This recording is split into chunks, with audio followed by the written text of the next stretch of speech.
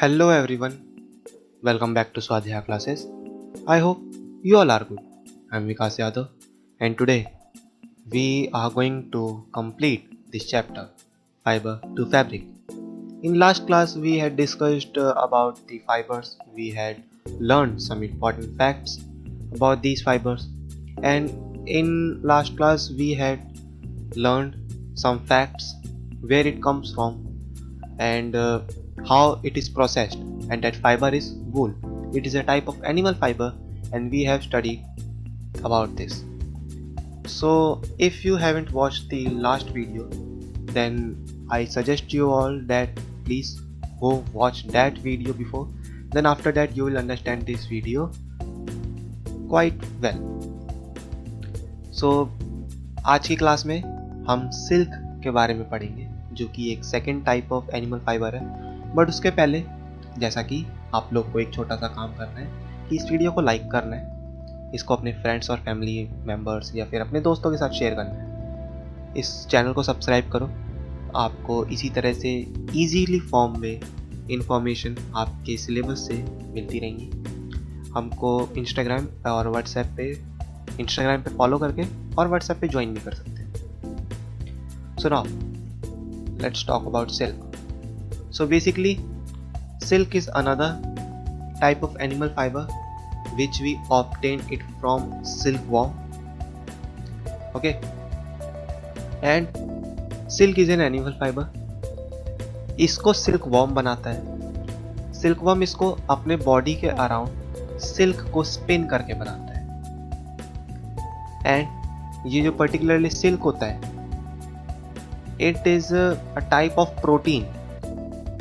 Silk basically वो अपने saliva से बनाता है. सिल्कवर्म अपने बॉडी के अराउंड सिल्क की कोटिंग करते करते, अपने अराउंड उसके बॉडी के अराउंड रैप अप करते करते अपने सलाइवा को, जो कि एक टाइप का प्रोटीन होता है, उससे एक शेल बनाता है. उसको हम ककून बोलते हैं और तब जाके हमको सिल्क मिलता है. Silk is the strongest natural fibre. Natural fibre की बात करें अगर हम, तो उसके अंदर सिल्क सबसे ज़्यादा स्ट्रॉन्गेस्ट नेचुरल फाइबर है. Now life history of silk moth. आप देखिए यहाँ पे एक लाइफ साइकिल आपको सिल्क मॉथ की दिख रही है. फर्स्ट सिल्क मॉथ एग्स ले करती है, यानी जो मदर मॉथ होती है सिल्क मॉथ, वो अंडे देती है. कुछ दिनों बाद उस अंडे के अंदर से लार्वा निकलते हैं, लार्वा बन जाते हैं. अराउंड इन 10 days उस एग से लार्वा बन जाते हैं, छोटे छोटे कीड़े.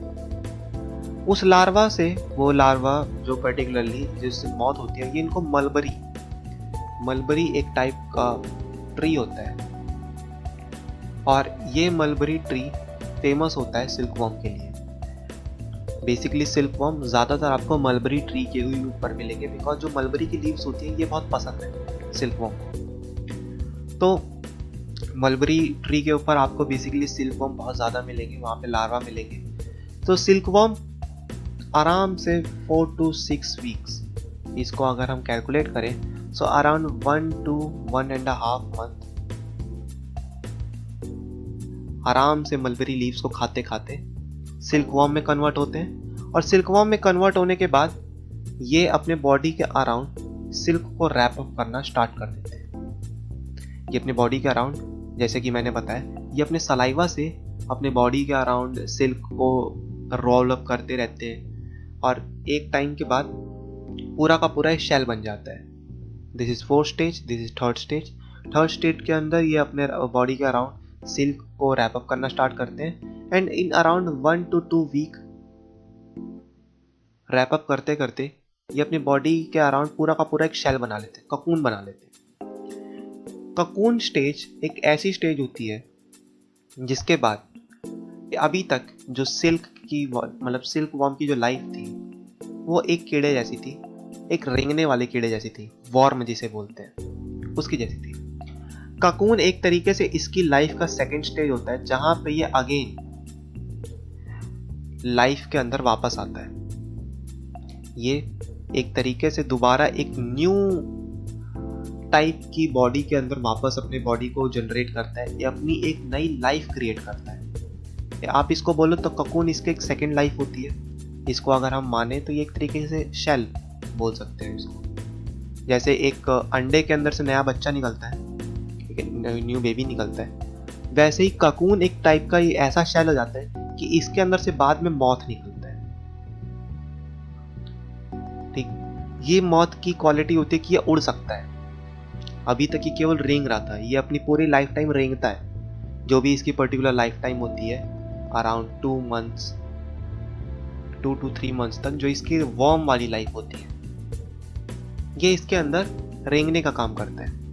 बट जब ये ककून की स्टेज में पहुंचता है, ककून की स्टेज के बाद ये अपनी पूरी की पूरी एक न्यू लाइफ जनरेट कर लेता है, अपना एक पूरा न्यू बॉडी टाइप में आ जाता है। इसके अंदर इसके पास फेदर्स आ जाते हैं, इसके पंख आ जाते हैं, और इसके बाद ये इसको बोला जाता है मॉथ, जिसको हम बेसिकली सिल्क मॉथ के नाम से जानते हैं। सिल्क मॉथ अगेन अंडे देती है, वो अंडे वापस से लार्वा में कन्वर्ट होते हैं, वो लार्वा वापस से सिल्क वॉर्म के अंदर कन्वर्ट होके अपनी बॉडी के अराउंड ककून के अंदर क्रिएट करते करते ये लाइफ साइकिल चलती रहती है।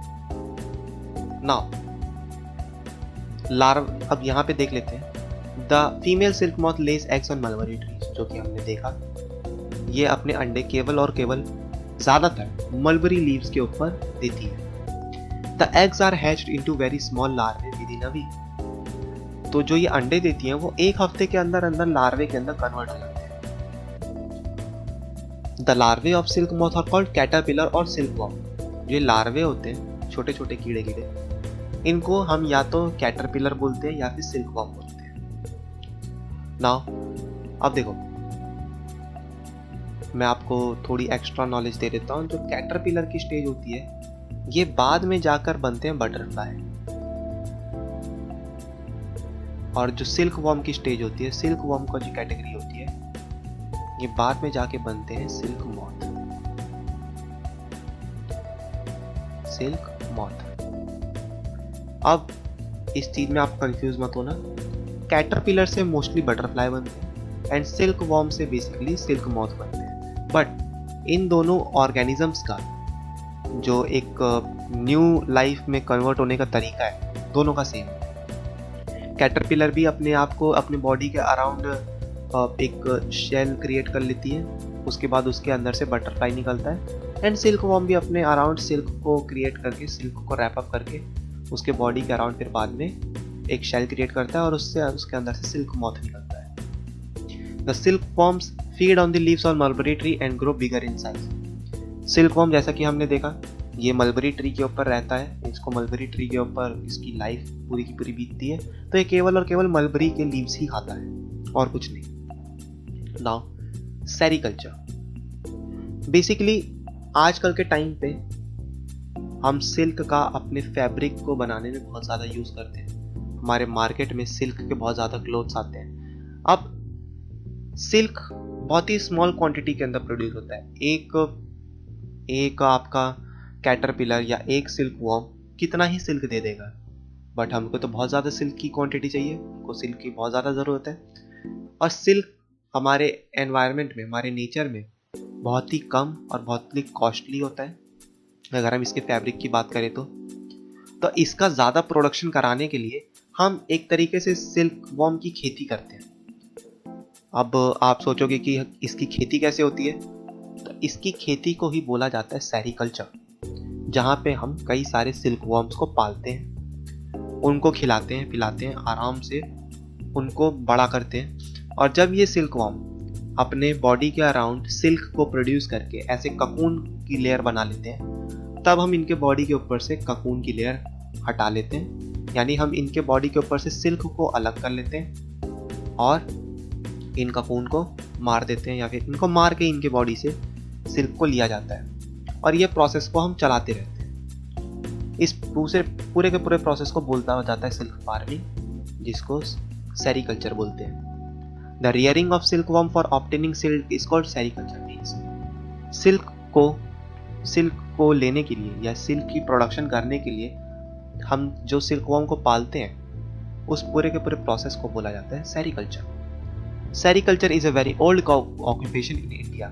अब हमारे इंडिया में जो सेरीकल्चर का प्रोसेस है, यानी जो सिल्क की खेती है, ये बहुत पुराना ऑक्यूपेशन है, और हमारे इंडिया में सिल्क का प्रोडक्शन बहुत ही लार्ज स्केल पे होता है।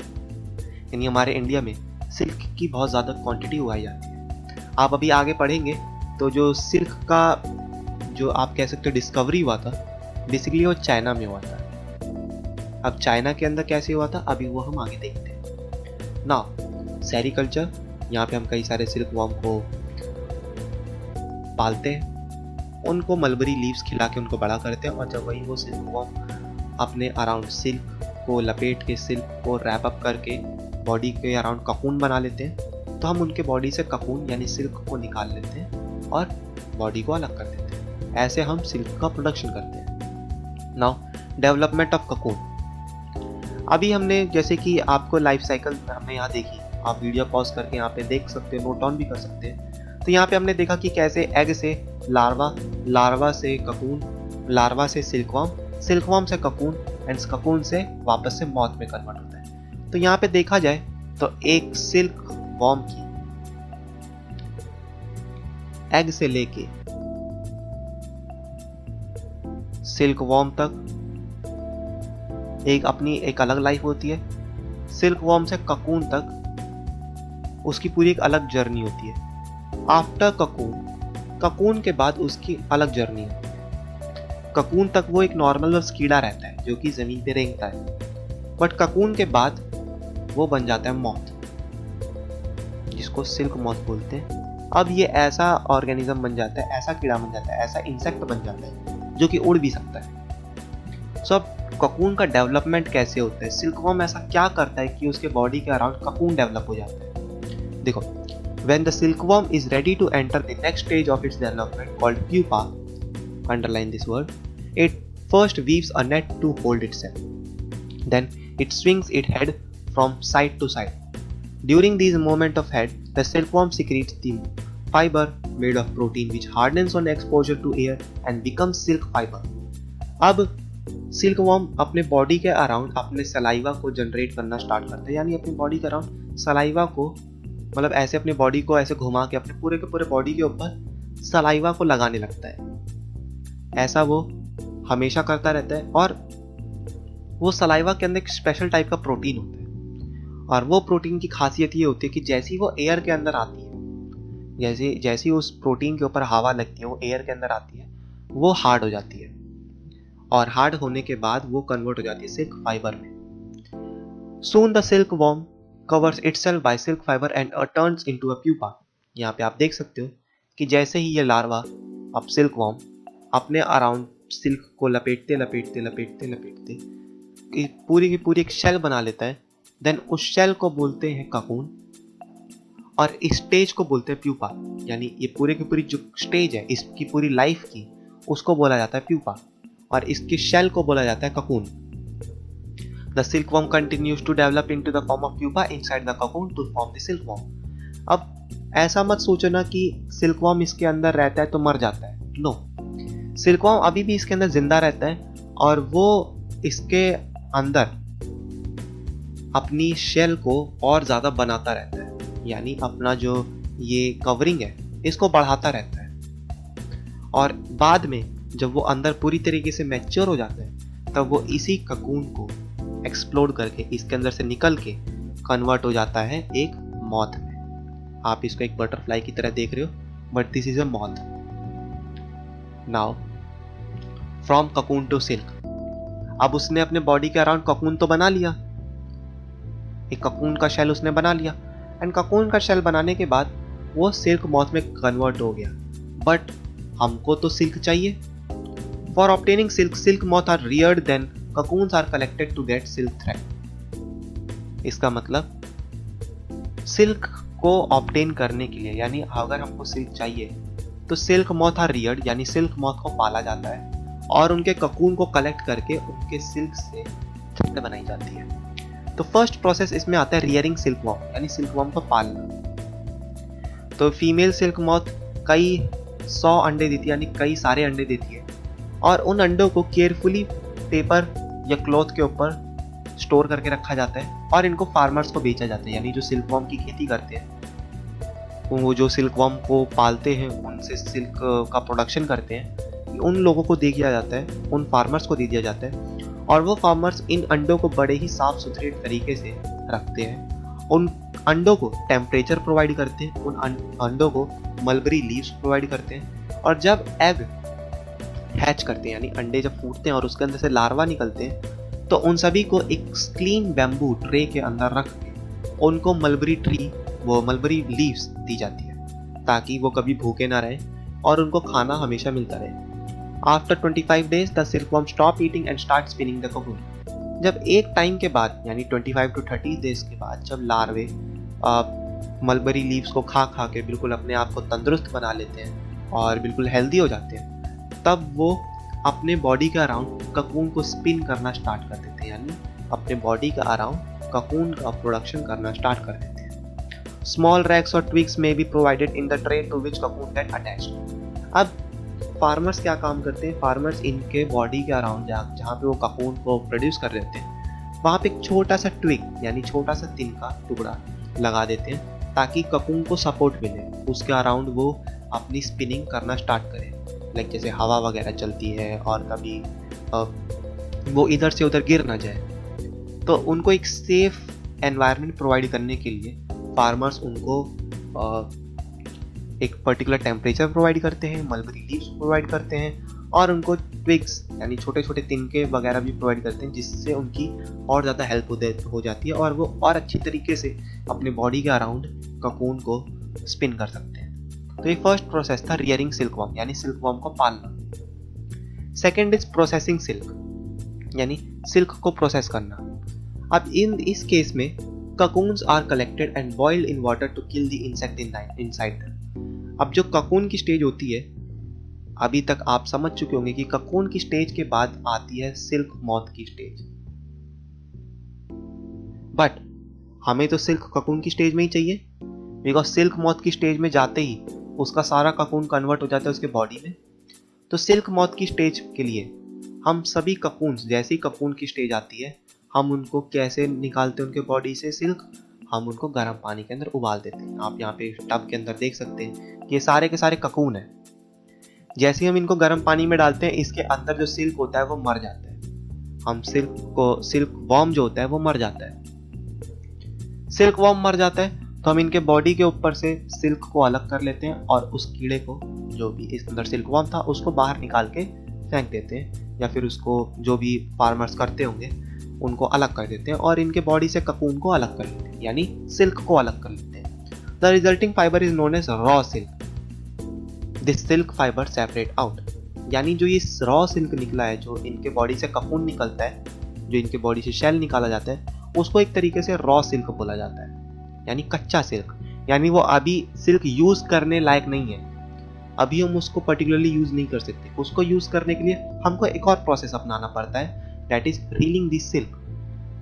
The process of taking out fibres from the cocoon for use as silk is known as reeling the silk. यानी ककून से, उनके बॉडी से, जो ककून बॉडी थी, उनके अंदर से फाइबर्स को रील करके थ्रेड में कन्वर्ट करना is called railing.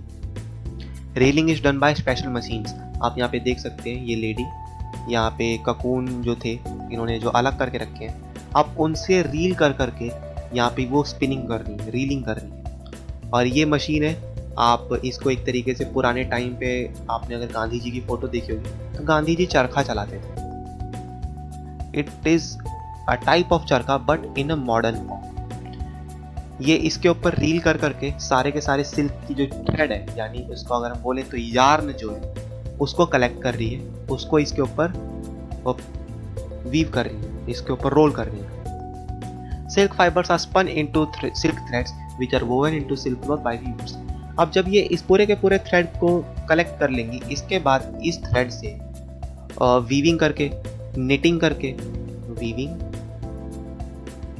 And knitting करके हम अपने क्लोथ्स बना सकते हैं, कपड़े बना सकते हैं। लाइक जैसे हमारी दादी या नानी हमारे लिए स्वेटर बुनती हैं, वैसे ही इनसे वीविंग या निटिंग करके सिल्क के कपड़े बना सकते हैं। अदरवाइज इन जो यार्न निकलता है, इनको डिफरेंट कंपनीज खरीद लेती हैं, डिफरेंट इंडस्ट्रीज इनको खरीद लेती हैं, या फिर डिफरेंट इंडस्ट्रीज इनको खुद करती हैं। वो खुद रीलिंग करती हैं सिल्क की, और उसके बाद वो अपना प्रोडक्ट खुद बनाती हैं, या फिर आपसे थ्रेड लेके, जो ये इनका छोटा मोटा काम करते हैं, इनसे थ्रेड लेके वो इनसे कपड़े बनाती हैं, फैब्रिक्स बनाती हैं, जो कि हम अपनी डेली लाइफ में पहनते हैं। So this was all in this chapter about wool and silk. Now, as I told you, how silk was discovered, and silk was discovered in China. So basically ये एक छोटा सा मिस्टेक था, एक छोटा सा कह सकते हो कि मतलब कि इंसिडेंट था, जिससे कि हमारे वर्ल्ड को सिल्क मिला. अब सिल्क का एक पर्टिकुलर टाइम तो नहीं पता, क्योंकि ये बहुत बहुत बहुत ज़्यादा पुरानी बात है.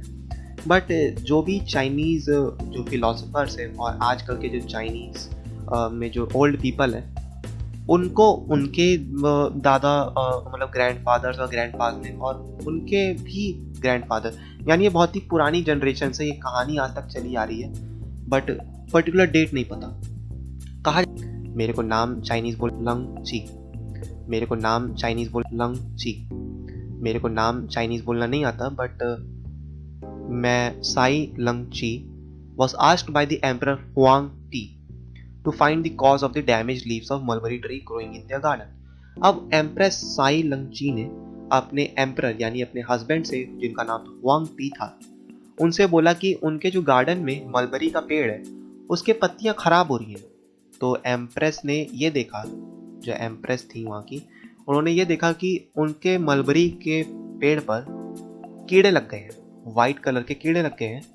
और उन्होंने ये नोटिस करा कि उनके जो कीड़े थे, उनके बॉडी के ऊपर जो ककून था, उनको भी इस बात का बिल्कुल भी नहीं पता था. उनके जो ककून था वो काफ़ी ज़्यादा सॉफ्ट था और काफ़ी ज़्यादा शाइनी था. और एक दिन गलती से ये ककून, जब वो बैठ के चाय पी रही थी गर्मा गर्म, तो ये ककून उनकी टी कप में गिर गया, यानी टी बाउल में गिर गया. और बॉल में गिरने के बाद ककून अलग हो गया और उसके अंदर का जो सिल्कवॉर्म था वो मर गया.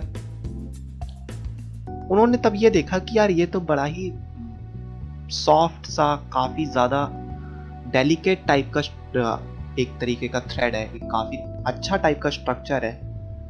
उस टाइम के बाद से चाइना के अंदर सिल्क इन्होंने नाम दिया उस चीज को. तब से लेके आज तक चाइना के अंदर इस चीज़ का प्रोडक्शन पूरे वर्ल्ड में सबसे ज़्यादा होता है.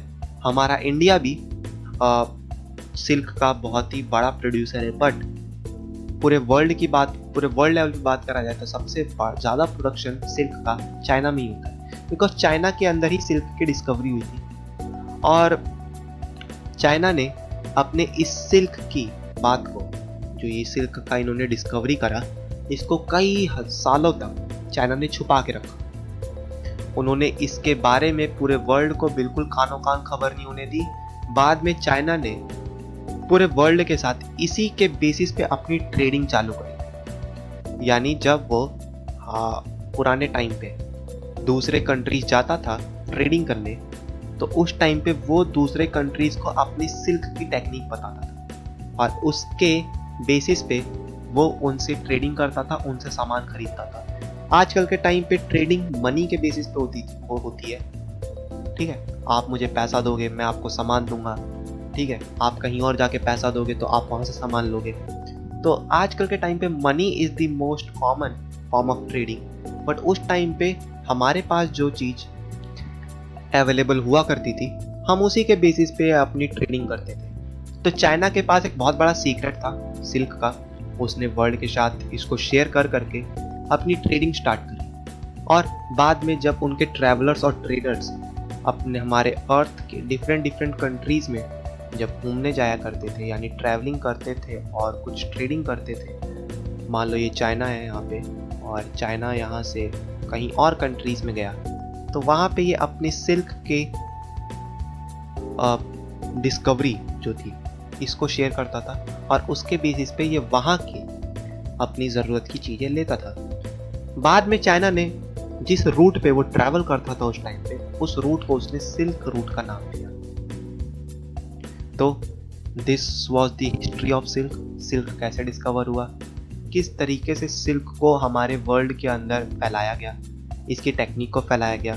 और उसके बेसिस पे चाइना को क्या फ़ायदा होते थे। So this was the whole chapter. इस चैप्टर के अंदर इतना ही था। और आप लोगों को अगर चैप्टर समझ आया, इसकी आपको मेरे पढ़ाया हुआ अगर अच्छा लगा, तो फटाफट इस वीडियो को लाइक कर दो अगर आपने अभी तक नहीं करा तो। और इस वीडियो को शेयर कर दो अपने फ्रेंड्स के साथ if you find it very informational. And subscribe our channel, subscribe करो यार। और हमको इंस्टाग्राम पे फॉलो करो और व्हाट्सएप पे ज्वाइन कर सकते हो। सारा कुछ डिस्क्रिप्शन बॉक्स में दिया है, नहीं तो हमारे चैनल के अबाउट सेक्शन में भी दिया हुआ है। So I will meet you guys in the next class with the more informational videos like this of your particular subjects. Till then, take care everyone and bye bye.